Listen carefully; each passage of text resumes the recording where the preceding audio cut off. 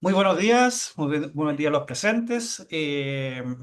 Vamos a comenzar la reunión clínica que en esta oportunidad nos va a compartir el equipo de reumatología. En este caso, como título tiene manifestaciones cutáneas en reumatología. Así que las dejo, doctoras. Muchas gracias por esta presentación. Muy buenos días a todas, todos.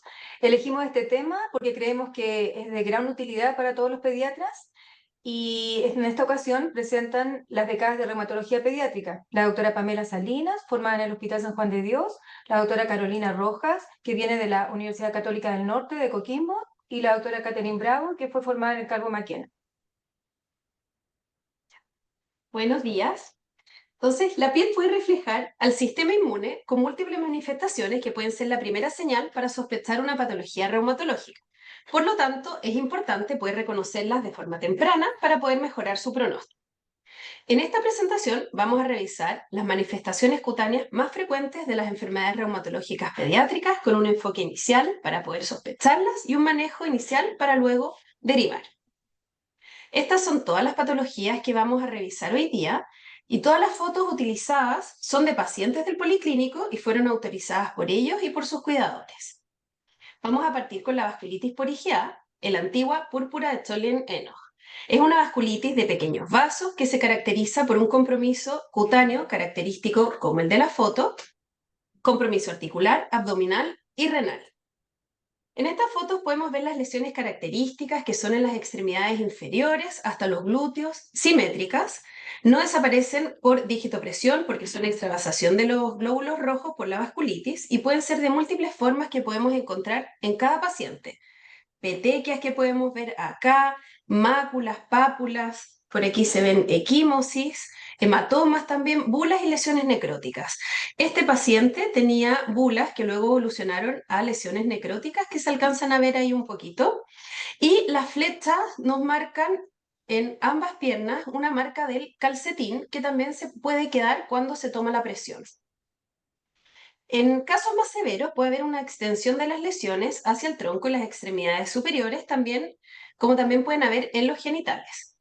Acá podemos ver lesiones purpúricas en las extremidades superiores en estos dos pacientes, incluso aquí algunas en el abdomen. Y se puede ver además edema subcutáneo que puede aparecer en la cara, en los pies y en las manos por extravasación, no es por causa renal. En el caso de esta paciente se ve que tiene un edema frontal y bipalpebral. Como manejo general, las lesiones de piel responden a reposo y no necesitan hospitalización. El compromiso articular se ve también con reposo y con analgesia, y el compromiso abdominal y renal se debe hospitalizar según su gravedad. Similar a la vasculitis por IgA está el edema hemorrágico del lactante, que también es una vasculitis de pequeño vaso, menos frecuente. Se caracteriza porque el paciente es menor a 2 años, tiene un buen estado general y tiene un importante edema de las extremidades que lo diferencia un poco de la vasculitis por IgA. Y no sigue la misma distribución característica al púrpura Tollen-Enoch, que es más en las extremidades inferiores. En este caso, afecta también la cara, las extremidades superiores, el tronco y las extremidades inferiores. En esta foto vemos un pacientito que es menor de 2 años con las lesiones que tienen extremidades superiores e inferiores. Rara vez presenta compromiso renal en comparación con la vasculitis por IgA y su manejo es benigno y autolimitado y su manejo es con reposo y analgesia. En esta foto se ven las lesiones vasculíticas, que son características similares a la vasculitis por IgA y también comprometen las extremidades superiores, como pueden ver acá, y también la cara del paciente. Y se pueden ver también el edema de las manitos en esas fotos. El lupus eritematoso sistémico es una enfermedad autoinmune multisistémica por depósito de complejo inmune en los distintos tejidos. Dentro de los últimos criterios de lupus del 2019, se incluyen 4 tipos de manifestaciones cutáneas para su diagnóstico, que son la alopecia, las úlceras orales, el lupus cutáneo subagudo y agudo. Y tiene también más signos y síntomas de lesiones cutáneas que vamos a revisar, como en esta foto se puede ver el clásico RATS malar. El RATS malar se describe como máculas y pápulas eritematosas, confluentes, a veces o levantadas, sobre las mejillas y la nariz, tomando la forma clásica de las alas de mariposa que se puede ver sobre todo en la paciente que está en el centro. En estos pacientes se ve más pequeña y menos definida que en ella. Y también se puede extender como en esta paciente que tiene en los párpados, en el mentón, en el tronco y a veces también se puede ver en la frente. Generalmente no afecta a los pliegues nasolabiales como se ven en los pacientes y es sensible a la luz UV, por lo tanto se activa con ella, por lo que los pacientes deben realizar fotoprotección de forma activa. Y uno de los criterios diagnósticos, como vimos, la alopecia no cicatricial a consecuencia de la inflamación. Y en esta foto se ve una disminución difusa de la densidad capilar en los dos pacientes y también se pueden ver cabellos cortos nuevos que van creciendo y se puede examinar con pilotracción para ver si hay desprendimiento de ellos. Otro criterio son las úlceras orales, que también pueden aparecer no solo en la mucosa oral, sino también en la mucosa nasal. Y las más características del lupus son como en esta foto, en el paladar blando, múltiples, pequeñas, no dolorosas y duran mucho tiempo, duran más de 2 semanas. Y para hacer diagnóstico diferencial de las úlceras, vamos a ver las úlceras orales benignas recurrentes. Estas son característicamente dolorosas, pequeñas, agudas, duran menos de 14 días y no dejan cicatriz, como las que vemos en esta foto, que tienen otras localizaciones dentro de la cavidad oral. Se pueden ver acá en el labio y en el piso de la boca. Generalmente no se asocian a enfermedades reumatológicas y no requiere derivación a reumatología.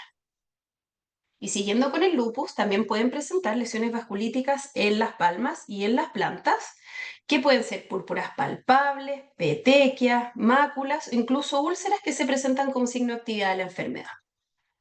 Entonces, ¿qué hacer ante sospecha de lupus? Solicitar exámenes generales, hemograma, parámetros inflamatorios, perfil bioquímico, hepático, renal, orina completa, índice proteinuria, creatinuria, los anticuerpos antinucleares ANA, complementos C3, C4, anti-DNA y derivar. La dermatomiositis juvenil es una miopatía inflamatoria idiopática caracterizada por inflamación de la piel y de los músculos. Sus criterios diagnósticos son una debilidad muscular proximal simétrica, lesiones de piel patognomónicas que vamos a ver como el eritema en heliotropo y las pápulas de Gottron y el aumento de las enzimas musculares.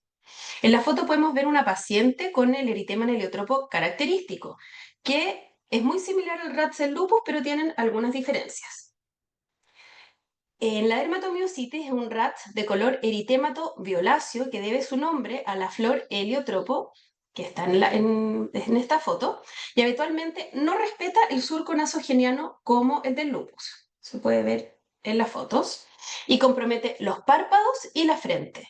Y cuando tiene mucho compromiso de párpado asociado con edema se llaman ojos de mapache que están en este paciente de acá. Pero no siempre es tan fácil diferenciar entre ambos rats. Las pápulas de Gottron, que también son patognomónicas de la dermatomiositis, son pápulas o placas eritematoviolaceas, ligeramente solevantadas y excavativas, como se pueden ver en las fotos, y recubren las prominencias óseas. Las más frecuentes son de las metacarpofalángicas, como se ven en estos dos pacientes, interfalángicas proximales e interfalángicas distales. También pueden estar en las rodillas y en los codos. Y en esta foto podemos ver las pápulas de Gottron en los dedos de los pies, que es un hallazgo muy poco frecuente. Continuando con las lesiones que podemos encontrar en la dermatomiositis, se ve el signo de Chal, que es un eritema fijo en la parte posterior del cuello y en los hombros, simulando una forma de Chal. Se ve el signo del escote, que es un eritema rojo oscuro o vinoso en la cara anterior del cuello y en el tórax con forma de V. Y se ve el signo de la bandolera, que es un eritema en la cara lateral de los muslos y anterior, que simula una forma de una bandolera. En estos pacientes también es frecuente encontrar telangiectasias que se pueden ubicar en el borde de las encías, como se ve en esta foto, también en el lecho unguial, como muestra las flechas, acá y en el borde de los párpados. En algunas ocasiones estos pacientes pueden presentar calcinosis, que es el depósito de calcio en los tejidos, y como se ve en la foto de la izquierda, este depósito puede ser a veces superficial en la piel, dando una fórmula de una pápula de color blanquecino, las llamadas calcinosis cutis, y en otras ocasiones estos calcinosis pueden ser depositadas en tejidos más profundos, dando lugar a la formación de nódulos que tienen consistencia firme, a veces una consistencia de pasta dental, y pueden ser dolorosos llevando impotencia funcional en los pacientes. En otras ocasiones, las calcinosis pueden ser extensas, como se ve en esta foto superior, abarcando varios segmentos corporales. En esta foto se ve la calcinosis desde la rodilla hasta la parte superior del muslo. Y en estos casos se deben drenar las calcinosis, dando lugar a la salida de un líquido blanco característico llamado leche cálcica, como se observa en este procedimiento que se realizó en reumatología. Ante los sospechas de dermatomiositis juvenil, es importante solicitar exámenes y no olvidar solicitar las enzimas musculares como la secatotal, la GOT, la GPT, la LDH y la aldolasa. Esta última no está disponible en Chile, pero forma parte de los criterios diagnósticos. Y siempre recordar derivar a reumatología, porque el especialista se va a apoyar con más exámenes como una resonancia magnética que se puede solicitar en las extremidades o cuerpo completo, donde en las secuencias T2 y en la secuencia de STIR, que tiene supresión de grasa, se van a ver señales hiperintensas, brillantes, como se observa en esta foto, que dan cuenta del edema y la inflamación de los músculos. Continuando con las lesiones cutáneas en reumatología, vamos a revisar el fenómeno de Raynaud, que es una vasoconstricción anormal, generalmente gatillada por el frío, estrés o llanto en los pacientes más pequeños, y da cuenta de 3 fases en el fenómeno de Raynaud: el blanco, azul y rojo. A modo de recordatorio, tenemos la bandera chilena para acordarse del color de estas fases. Entonces, en la fase inicial vamos a tener palidez, que da cuenta del color blanco y refleja la vasoconstricción inicial en este fenómeno. Posteriormente tenemos el color cianótico o color azul, que va a mostrar la reperfusión inicial con mala oxigenación de la sangre, y luego vamos a tener el color eritematoso, que va a dar cuenta de la reperfusión más tardía y la vasodilatación compensatoria. Para ser categórico en un fenómeno de Raynaud, al menos debemos tener 2 de estas fases. Recordar que el fenómeno de Raynaud se presenta en las zonas acrales como manos, pies, nariz y pabellones auriculares. Siempre está presente en forma segmentaria, como se ve en esta foto de la izquierda, comprometiendo uno o varios dedos, o en parches, pero nunca compromete toda la zona del pie o toda la zona de la mano, como se ve en ambas fotografías. También puede ir asociado de dolor o parestesia en los pacientes. Acá también tenemos una foto a la izquierda donde se ve la fase cianótica, donde apunta la flecha, y minutos más tarde en nuestro mismo paciente hay un cambio de coloración de la piel a fase eritematosa o roja, como está en la punta de los dedos. En algunas ocasiones las vasoconstricciones pueden ser críticas y da lugar a úlcera o necrosis en los pulpejos de los dedos, como apunta la flecha. Y dentro del fenómeno de Raynaud es importante hacer la diferencia con la acrocianosis, ya que la acrocianosis es un diagnóstico diferencial en algunos pacientes. Como se observa en estas fotografías, la acrocianosis es un color violáceo característico, afecta a todo el segmento de la mano de los pies. Generalmente la coloración azul es fija, poco reversible, va a ser simétrica, y en estos pacientes no presentan dolor y tampoco úlceras, las características que nos van a ayudar a hacer el diagnóstico con el fenómeno de Raynaud. Y es importante para el pediatra reconocer el fenómeno de Raynaud, porque este signo puede ser el signo primario de alguna enfermedad reumatológica importante que reviste gravedad. El manejo en general es con calor local de manos y pies, con bolsas de agua o con geles térmicos, y también podemos usar tópicos magistrales con vasodilatadores. Y ustedes deben recordar siempre derivar a reumatología para realizar el estudio del Raynaud secundario. Continuando con nuestra presentación, vamos a hablar del eritema pernio, o los popularmente llamados sabañones, que también da cuenta de un fenómeno de respuesta vacular anormal secundario a la exposición al frío y a la humedad. En general no están asociados a patología reumatológica y se pueden presentar en pacientes adolescentes de contextura delgada y con presiones arteriales bajas. La localización también es sacral Y la lesión característica del eritema pernio es una placa o un nódulo que se extiende más allá de la articulación, como se observa en esta foto, y puede ir asociado a dolor o a prurito.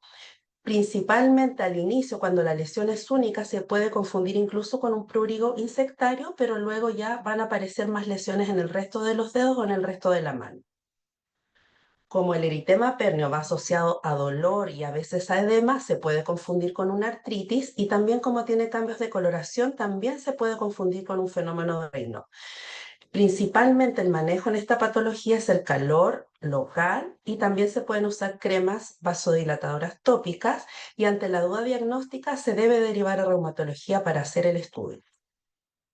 Continuando con nuestra hoja de ruta, vamos a revisar las dos artritis idiopáticas juveniles que tienen compromiso cutáneo. En primer lugar, tenemos la IJ sistémica, que se caracteriza por una artritis crónica, fiebre, un rash evanescente, visceromegalias y linfadenopatías generalizadas. En esta foto podemos ver el aumento de volumen de las rodillas con tumefacción e hinchazón. Y la lesión cutánea principal en la IJ sistémica es un rash asalmonado, evanescente, que está relacionado con los pics febriles. El rash puede presentarse en cualquier parte del cuerpo, pero principalmente es en las extremidades superiores e inferiores, como se observan en las fotos. El otro tipo de AIJ que tiene compromiso cutáneo es la artritis idiopática juvenil psoriásica, que se caracteriza por tener artritis, psoriasis, dactilitis y lesiones unguiales. Generalmente la psoriasis se ubica en las zonas típicas, que son cuero cabelludo, zona retroauricular, codos, rodillas, periunguial y línea interglútea. Y la lesión típica de la psoriasis, como se observan en esta foto, es una placa eritematosa levantada de borde muy bien delimitado, ubicada en rodillas y acá, como se ven, codos. Estas placas pueden ser confluentes y tienen una descamación blanquecina plateada. Pueden ser muy pruriginosas en los pacientes o incluso provocar dolor. La AIJ con psoriasis también puede presentar dactilitis, que es una edema de todo el dedo de la mano al pie, tal como se ve en la foto de la izquierda, con hinchazón. A veces también va acompañado de eritema y forma como un dedo en salchicha. También pueden haber alteraciones en el lecho unguial. Tenemos en primer lugar el pitting unguial, que son perforaciones y hendiduras en la base de la uña, tal como se observa acá, donde va mostrando la flecha.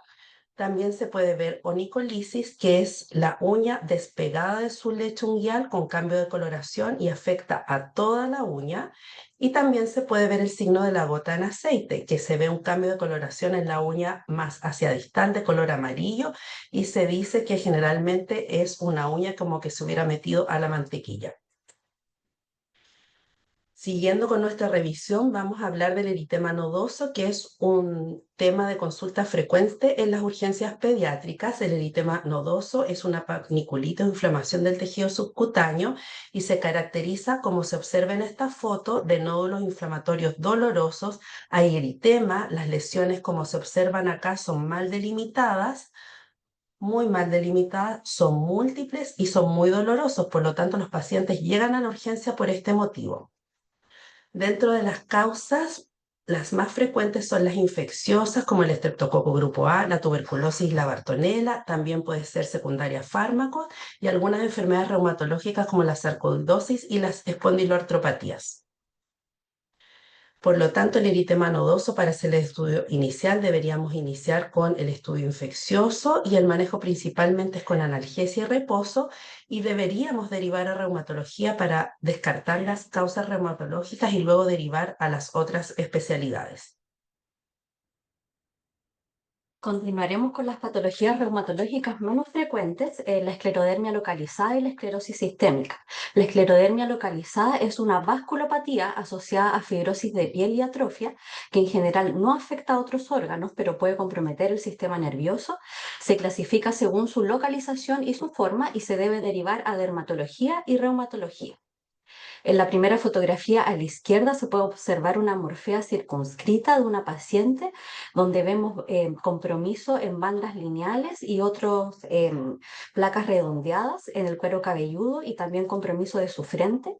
Y a la derecha vemos una paciente con diagnóstico reciente de esclerodermia localizada donde se observa también una morfea circunscrita que se caracteriza por esta placa con hiperpigmentación.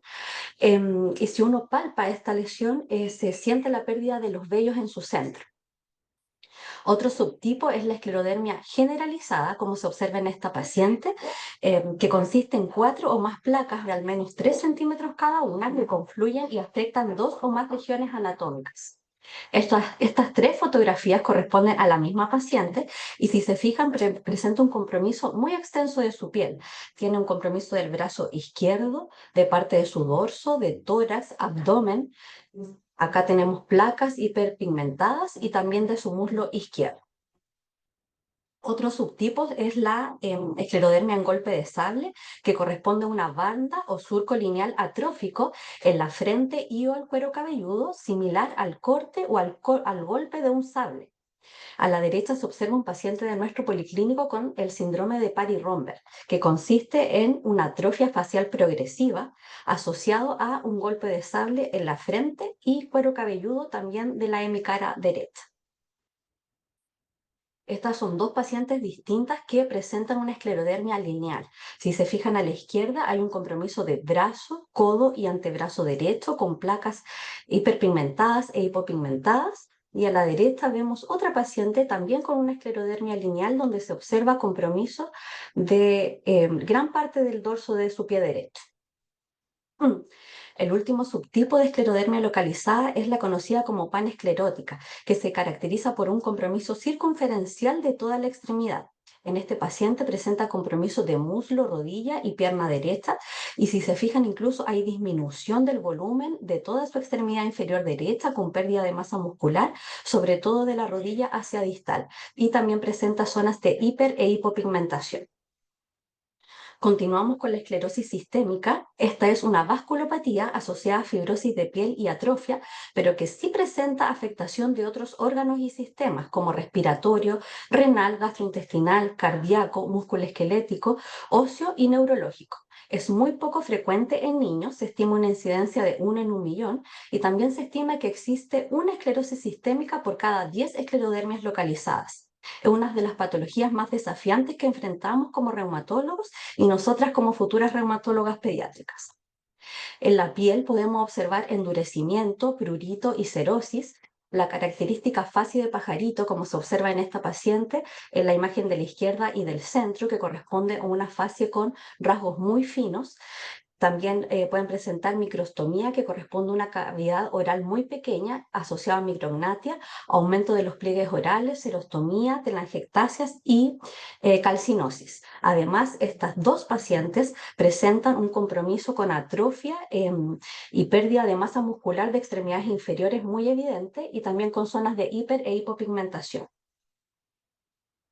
Continuando con la esclerosis sistémica, hay un signo muy característico pero no patognomónico denominado en sal y pimienta, que corresponde a estas zonas de hipo e hiperpigmentación de la piel que se observa en las extremidades inferiores de esta paciente, en los muslos y que corresponde a una reacción postinflamatoria de la piel. En la segunda fotografía también podemos ver que esta paciente no logra realizar un puño completo, esto debido al compromiso importante de su piel, tejido subcutáneo de partes blandas y además presenta su piel de un aspecto brillante, que esto corresponde a un edema de la fase más precoz de la enfermedad. En la tercera fotografía se observa la misma paciente con compromiso en su frente con un golpe de sable y también compromiso de tórax, abdomen de ambas extremidades superiores y ambas extremidades inferiores. Si uno palpa esta piel se siente acartonada, dura y eso se va exacerbando a medida que se baja hacia distal. Y en la fotografía de la derecha se observa otra paciente que a muy simple vista se ve esta piel de aspecto acartonado como un papel y con estas placas de hiper e hipopigmentación.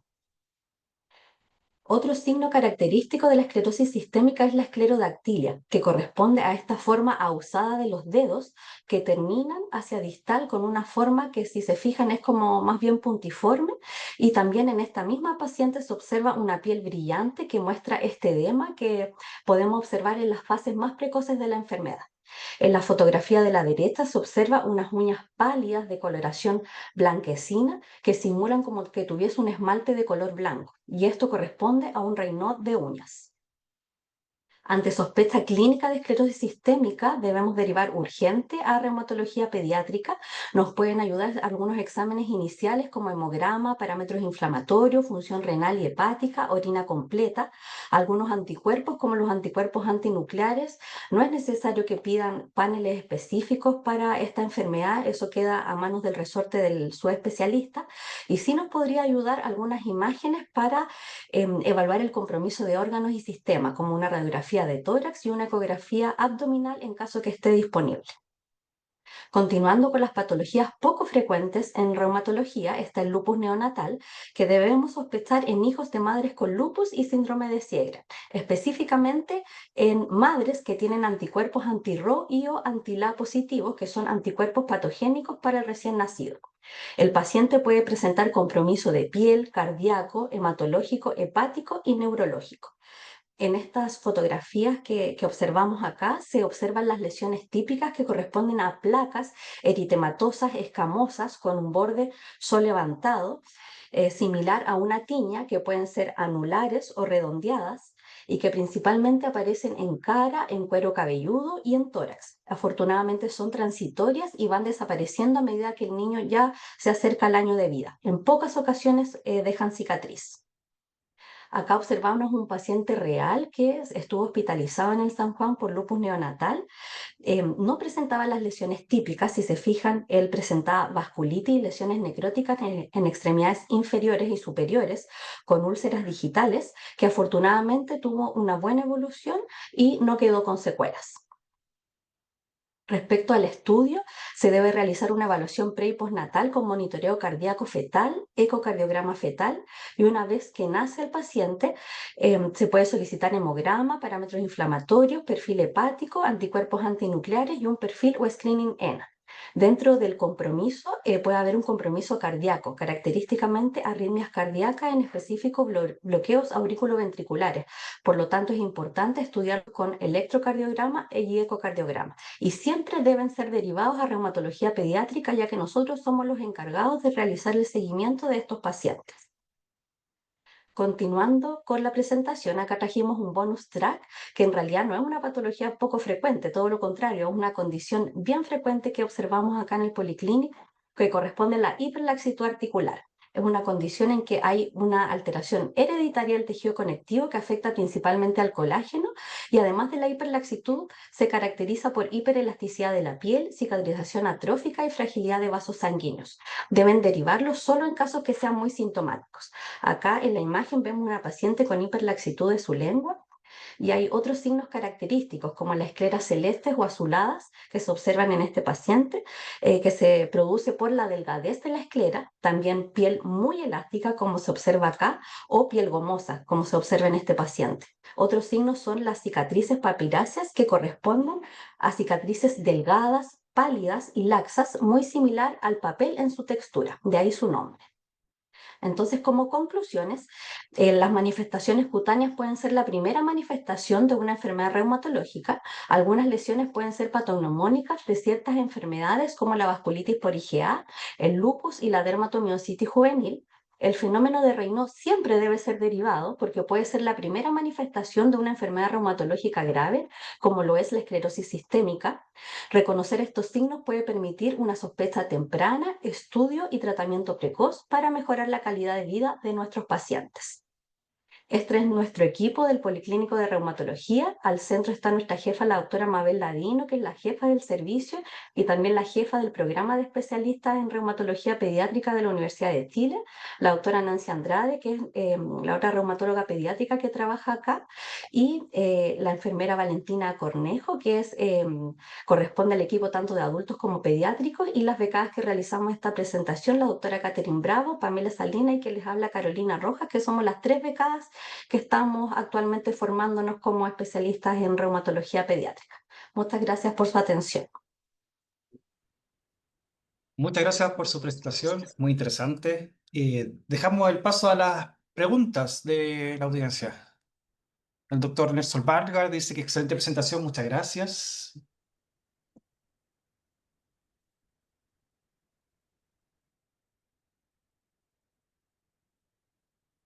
Hola, hola. Por favor, doctora. Hola, la doctora Andrea de Reumatología.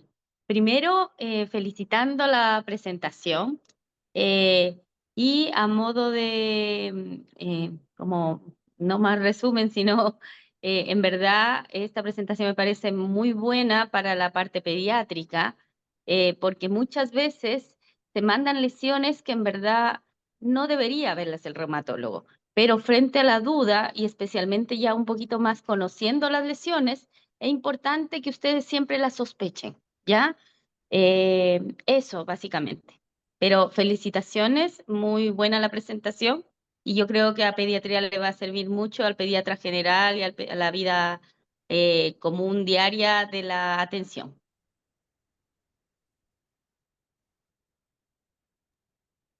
La doctora Fabón también agradece su presentación. ¿Alguien más con preguntas? Preguntas, no, yo me sumo a las felicitaciones, la verdad, por este compendio tan completo de toda la patología reumatológica, las manifestaciones cutáneas. La verdad que es impresionante todo, porque además todos lo que son niños que están en control o que han estado en control en reumatología. Y es como un acervo que tienes ahí, Mabel, de todo de todo lo que han visto. Realmente muy, muy interesante lo que nos presentaron, así que yo les agradezco mucho. Muchas gracias, Pilar. Sí, la idea de esta presentación era que ustedes vieran como el espectro de patologías que vemos y cuándo sospecharlas como pediatras y saber cuándo derivar y cuándo no, y para que las reconozcan más fácilmente, que no duden en derivarlas, si es como lo que les dijimos ahora. Por ejemplo, el Raynaud siempre se debe derivar porque puede haber una patología de base o que aparezca en unos años más. Los sabañones son bastante frecuentes en invierno y son difíciles de reconocer, muchas veces se confunden con artritis o con Raynaud y eso no es necesario derivar. Y así, la idea es que aquí ustedes tengan una idea de qué es lo que es importante o qué es lo que es grave y qué no. Y son patologías que deberíamos ver como pediatras durante nuestra vida. Así que la idea era que aprendieran de esto y que vieran que la reumatología no está tan lejos de la pediatría. Y las cremas esas de vasodilatadores de nifedipino, ¿no? Y esa Sí, la se mandan usa a hacer vasodilatador y como... calor local. Se mandan a Nos preparar podría dar la receta ahí para los que vean Sabañones el sí, invierno, como una receta magistral de nifedipino al 5% en Novo Base y se aplica 3 veces al día. Y calor Ya. local. Eso. Parece ¿Y que no eso hay se más. usa durante toda la temporada de invierno o mientras Sí, tiene... toda la temporada de invierno. Mientras haga Ya, frío, el paciente se vea con sus manitos violáceas. ya.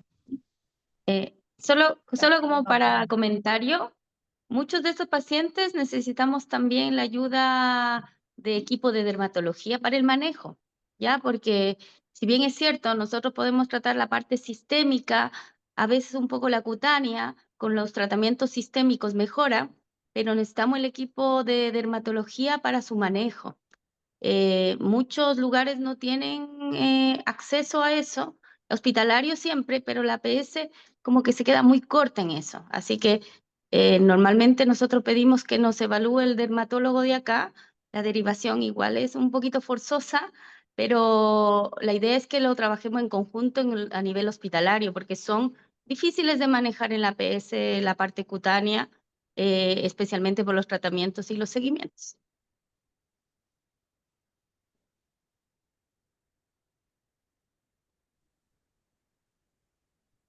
No sé, parece que no hay más preguntas. Muchas gracias, agradecerle su atención y su asistencia nomás. Y espero que les haya servido. Muchas gracias, doctora. Gracias al equipo de Gracias. Nos reumatología. vemos. Chao, chao. Chao.